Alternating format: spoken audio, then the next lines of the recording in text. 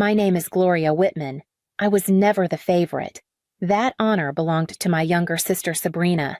From the time we were kids, she was the light in the room, smiling loud, the type of child neighbors remembered.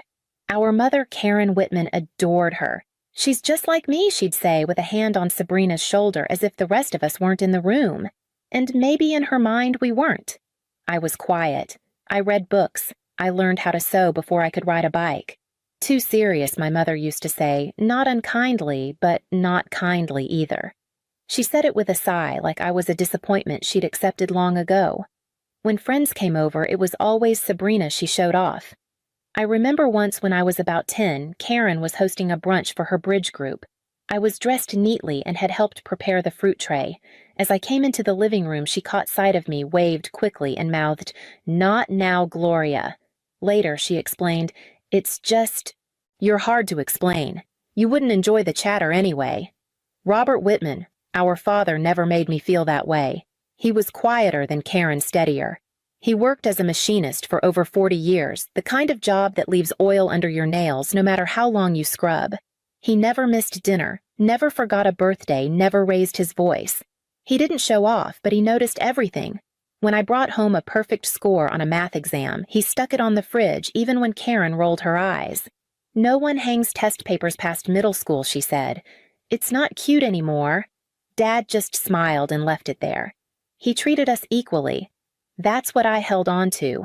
Even when Karen bought Sabrina a new dress for a dance and told me, "Well, you never go to those things," I reminded myself Dad loves me the same. Even into adulthood, things didn't change much. Sabrina still lived like life owed her good things. She had jobs, but nothing steady.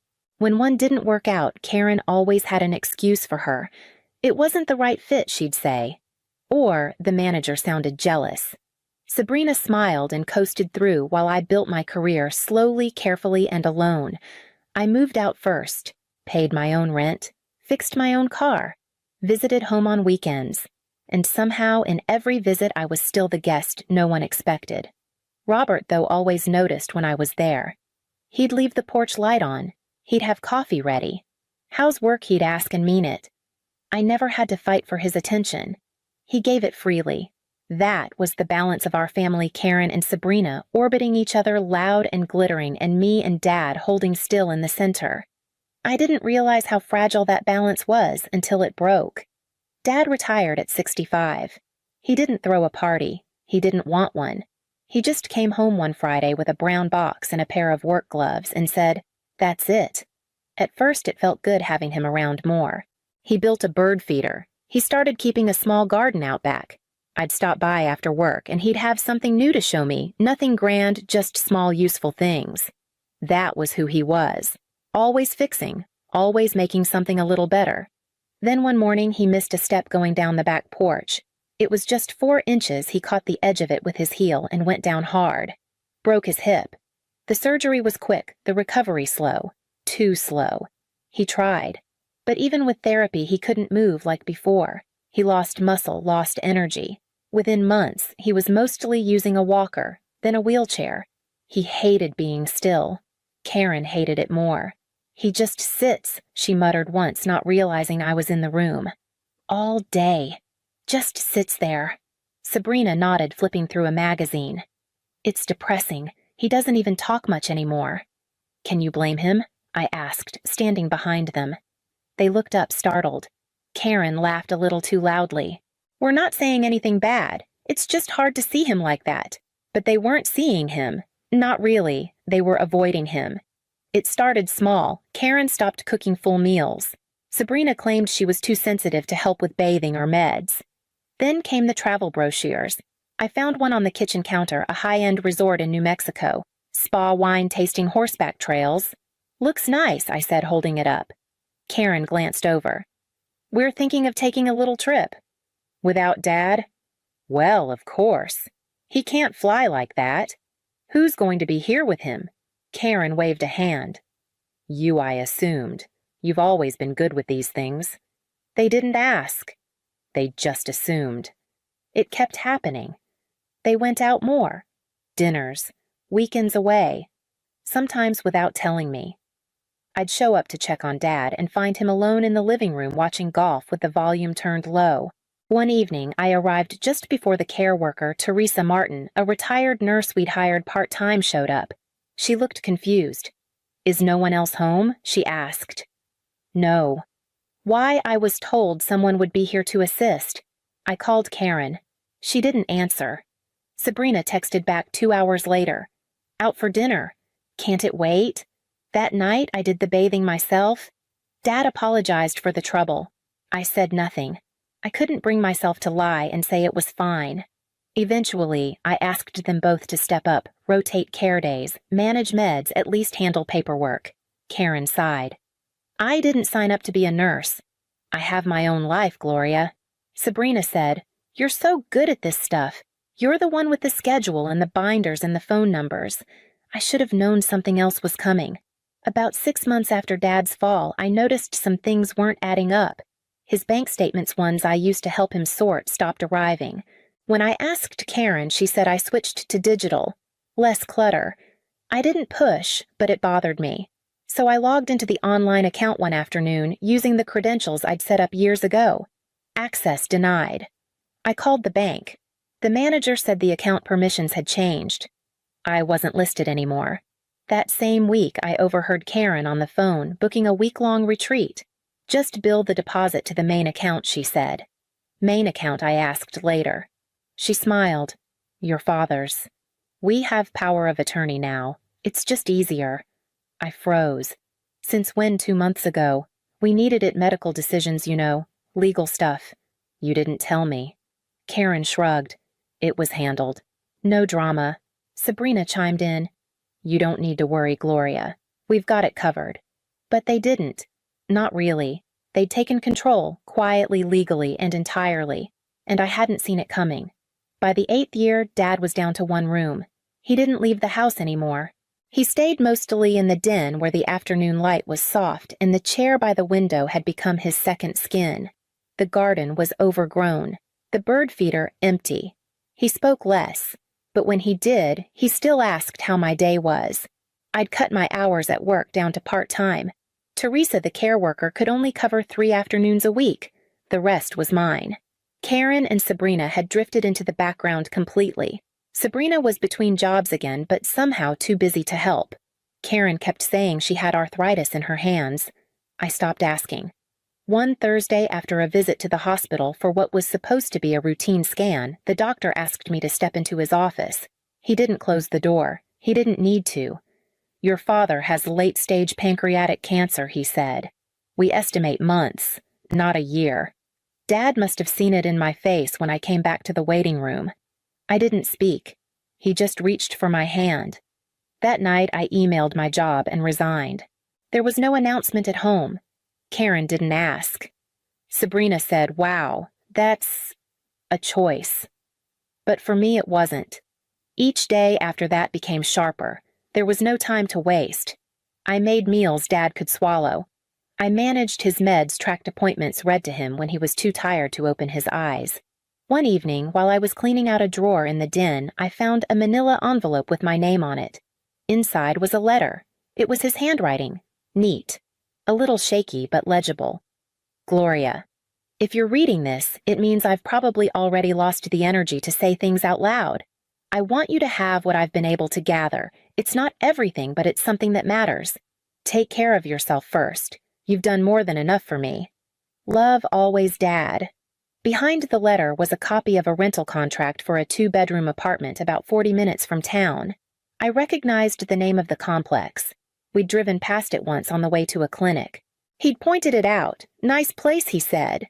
Close to a park. He'd already made a deposit. And I knew why. Michael Reyes, the hospice case coordinator who sometimes covered Teresa's shifts, had become something more than kind. We'd shared late-night conversations on the front porch.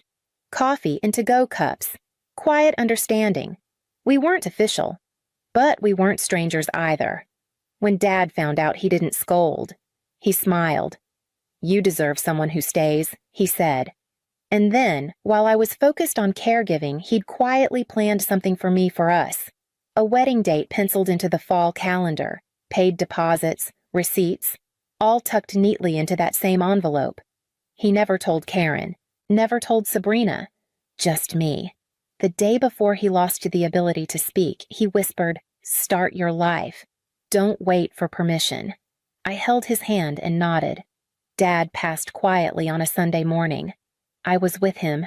I'd just finished changing the sheets when I noticed his breathing had slowed. I sat beside him, held his hand, and waited. He didn't open his eyes again.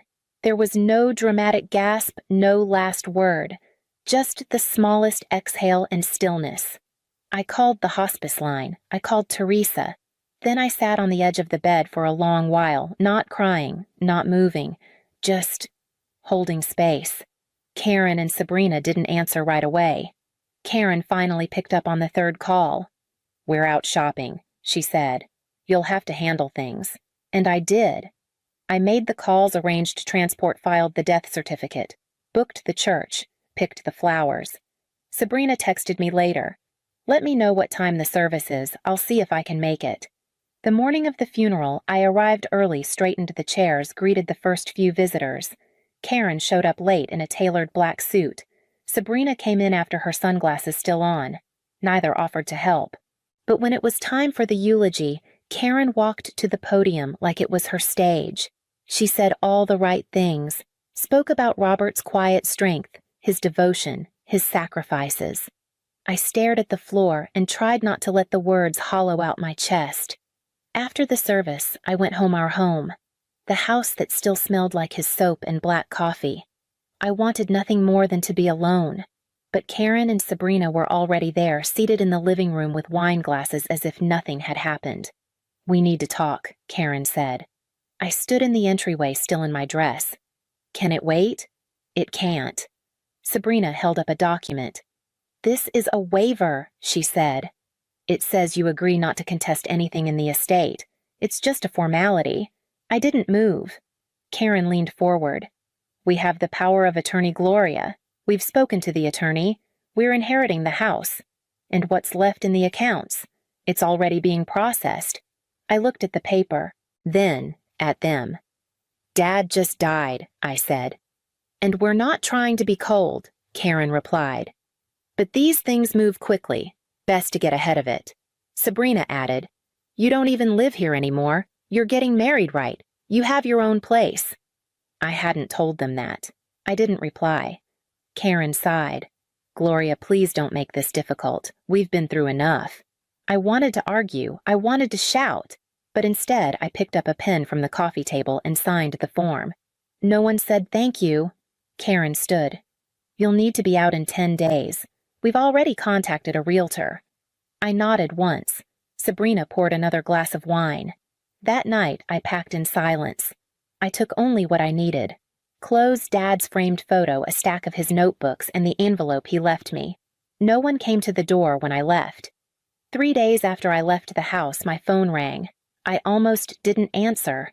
The number was familiar home. The home that wasn't mine anymore. I picked up. Karen's voice was sharp. "Where is it?" I said nothing. "The money," she snapped. "From your father's account." "It's gone." "Everything."